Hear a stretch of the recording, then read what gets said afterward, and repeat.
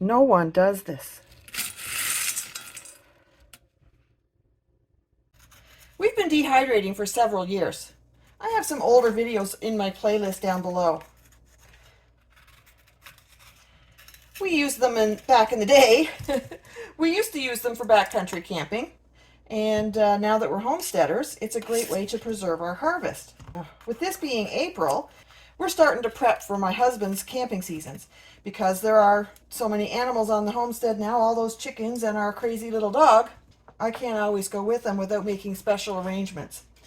This is going in the composter. Yellow peppers turn brown when you dehydrate them, but they still taste just as good. As I mentioned in my older video, you want to make these pieces about the size of your thumbnail. It works great. Everything comes out consistent. Everything rehydrates consistently. And any extras of this that don't go into his trail meals or his kayak trip meals will go into soups or stews that I'm simmering on the stove. They're great to pop into tomato sauce when you're making your spaghetti sauce, or to throw in that soup when you're fixing something last minute. It just takes 15 minutes of simmering time, and they pretty much rehydrate in that time. I don't have a fancy dehydrator. I think this one's a Mr. Coffee, but it works. If you don't have an Excalibur, you don't need to worry about it, but you can also do them in the oven, or some toaster ovens that have a convection setting with the fan. I've put parchment paper on the trays. When you're dehydrating chicken, which I'll show you at the end of the video, the chicken gets pretty fine and crumbly, and you don't want it to fall through these holes, so the paper holds it really conveniently.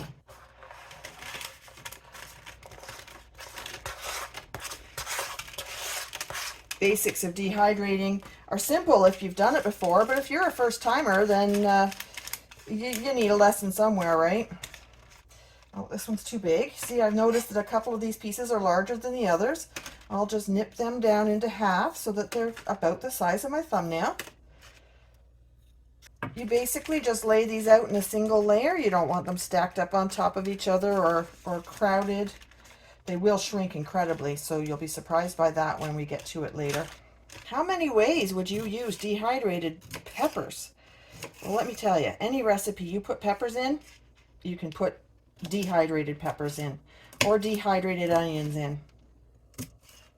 You can buy dehydrated onion flakes, and we tend to go that route just because I don't want to have the fumes in the house all day, or the dog salivating all day. I love to put these in my soups, especially if we're having a cabbage soup or a tomato vegetable soup. I just grab them out of the jar full of dehydrated peppers, and I throw a handful or half a handful into the soup. And as it simmers, they rehydrate. On the trail, Dan will put them in his Sidekick's rice, or he'll put them in some of those meals you can buy at the outfitters. There we go, one ready. Why don't I go backcountry camping anymore? Well, there's a couple of reasons. I had a series of camping trips where every time I went, it just poured rain. That kind of put a damper on my joy of the trips. And then I also had a couple of trips where the heat was just phenomenal. And being a woman of a certain age, you have your own tropical moments. You don't need the heat of the summer to remind you of how hot it is. Thirdly, I've gained a lot of weight, and the flexibility of my knees is gone. And if you've ever done any backcountry camping, you kind of know that the knees are needed for bathrooms. Okay, now I'm ready to work on this chicken. When you're dehydrating any products, you have to make sure that they're not fatty. This product is only 2% fat, so that makes it perfect for dehydrating. I'm just going to take this to the sink and strain the juice off of it. I'm just going to take this and crush it in my fingers, and it will shred. You don't want to leave big clumps because they may not dehydrate properly, and then they may not rehydrate properly, and you want this to rehydrate smoothly and evenly so that you don't end up with chunky bits. Tray number 2. 1 can will give Dan 2 meals. So this will work out to be 4 portions added to his is dried meals, whether we make him up a rice mix of our own or whether he buys the Happy Yak or the Mountain House. Okay, that's it. And again, I'm going to spread this out evenly, make sure there are no really large chunks, and we'll go with this. Dan has a trip planned coming up soon. A friend that he's been chatting with online for a long time, but he's never met him. It should be an interesting trip.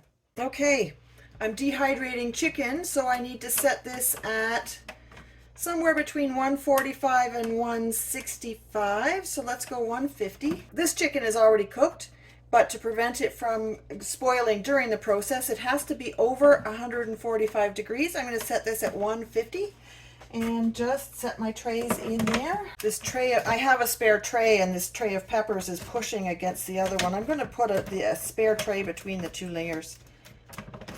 There we go. That's that. I'll see you in a few hours.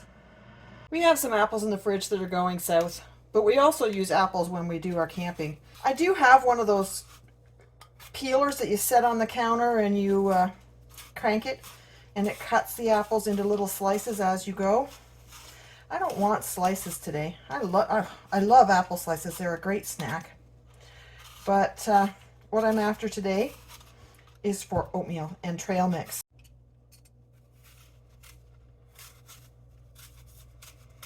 No one else dehydrates their apples like this. Everyone slices them. This tool I picked up at the dollar store is something that's been around for ages and ages. It's not a new invention.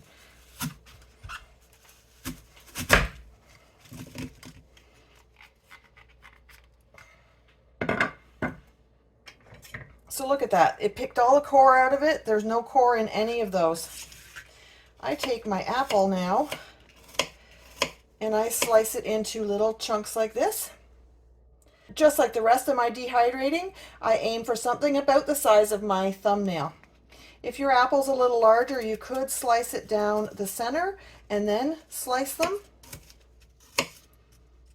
and end up with pieces the size of your thumbnail. By dehydrating them this way, you get these little chips that are perfect for putting in your oatmeal or in a good old raisins and peanuts. If you don't like raisins, you can throw in the apples instead.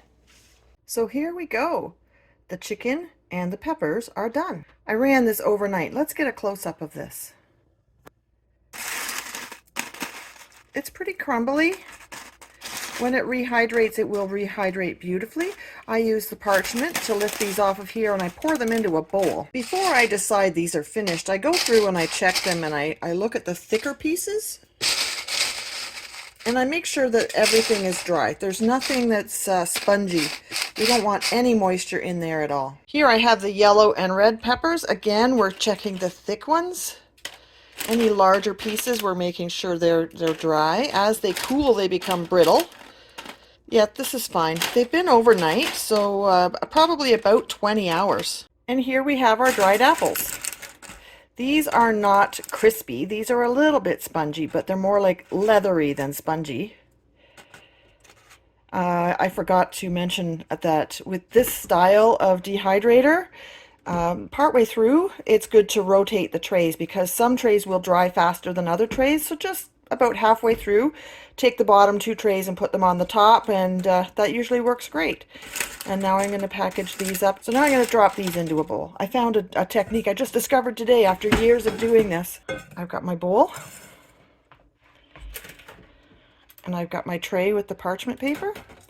I'm going to set it on there, and then just dump them in. And they fall right in. I can pick up the rest of them with my hands and scooch them in. There are several ways to save these after they've been dehydrated. You can condition them and leave them on the shelf the way they are. They should be pretty stable for a while. You can put them in the fridge in jars. You can put them in vacuum sealed bags and pop them in the fridge or the freezer. They still should be fine in a container that's sealed. Or you can put them in a Mylar bag, vacuum seal them with oxygen absorbers in them. Because we're going to use this pretty quick, we're just going to put these in the mason jars with the screw down tops and put them in the fridge. They'll be used within 6 weeks. There you have it. Thanks for sticking around, guys.